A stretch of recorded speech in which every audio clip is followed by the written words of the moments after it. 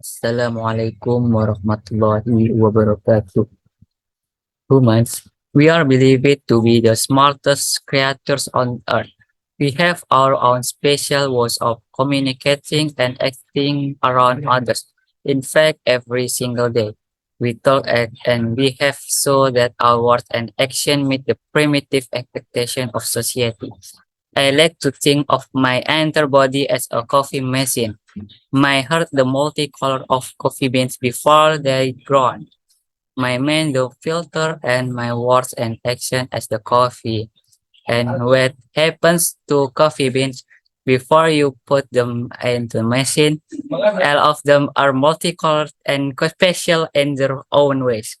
But after they are grown up and blended together, the uniqueness within catch beans is absurd.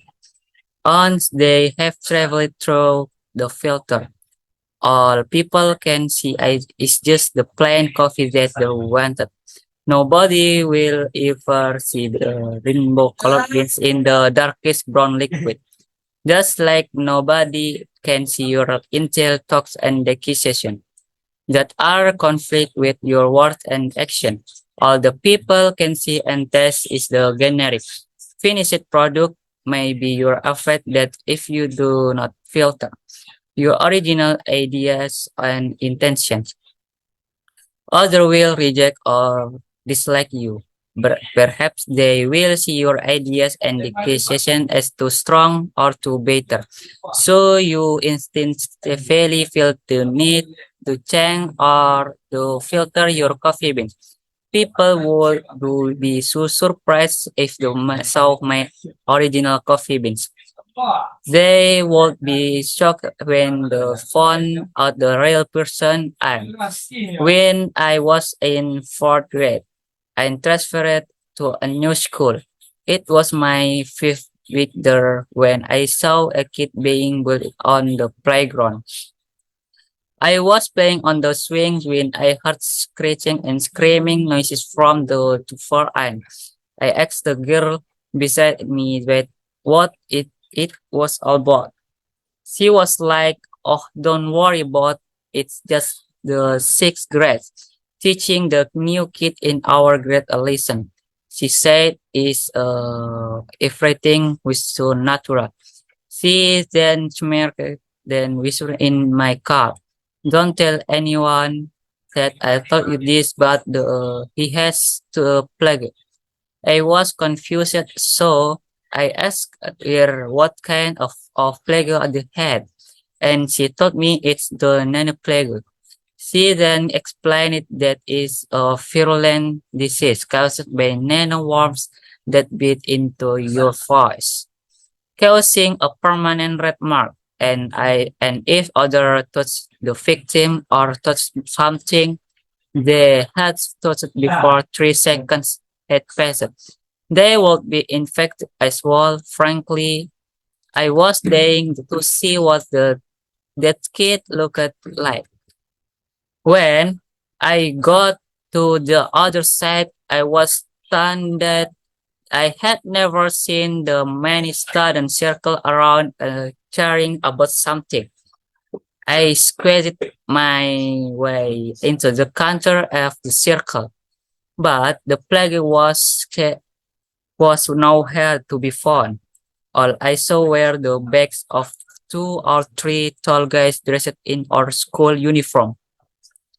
They all seemed to be pointing and talking to something on the floor, even though I didn't quite get the wife were saying, and I could quite see or what they were talking to. My assumption was to play with, and I seemed to have faded in my own world.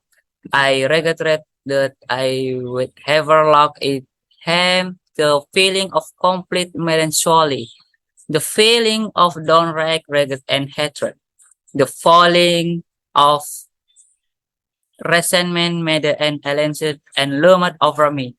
I felt like I was gagging on salty waters, but too afraid and too bashful to use my arms and legs to swim to the surface. He must have noticed me, for he looked up at me with all the strength he had left. He was bruised all over his face. For about 10 seconds, he looked at me and I looked at them. He then mouthed the word help, please. Instead of standing up for him, I backed down. I walked backward further on the further back until I stumbled and fell off the circle of spectators. I looked in his direction until the gap in the crowd started to fill in. Then I walked away fighting backwards. I wanted to march up and kill out aggressors and the spectators that what they done was inhuman.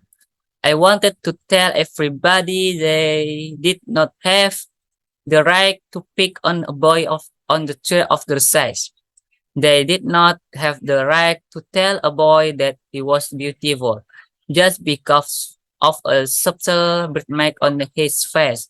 I wanted to tell them that they were the definition of ignorance and failures. I want to tell them that why we're going with wrong, but instead I walked away and let the victim down. The 3 years have passed since the incident, and a lot has changed and happened. But strangely, that scene is as clear and constant in my mind as it was then. The regret and the pain sting just as much as did then. The incident has become a scar that has formed on my heart and never seemed to heal. In like a course that can never be broken.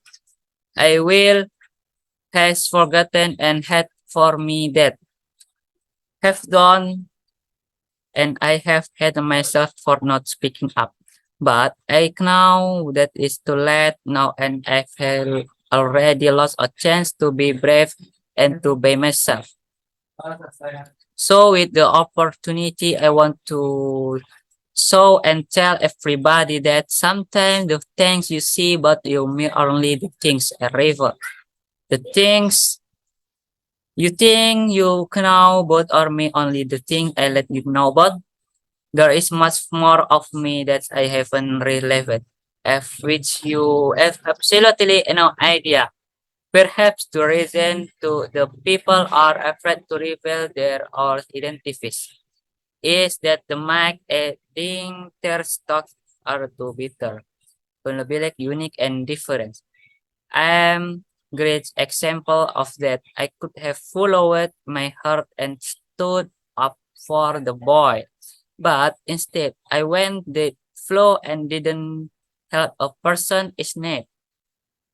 I hope that people will learn from experience and stop filtering their own unique coffee beans goes to go with the flow. Please always be the person that you really are. I want to tell everyone that's okay to go upstream. You don't always have to end up in the same position as others. And that's what makes in the world colorful. Thank you. Wassalamualaikum warahmatullahi wabarakatuh.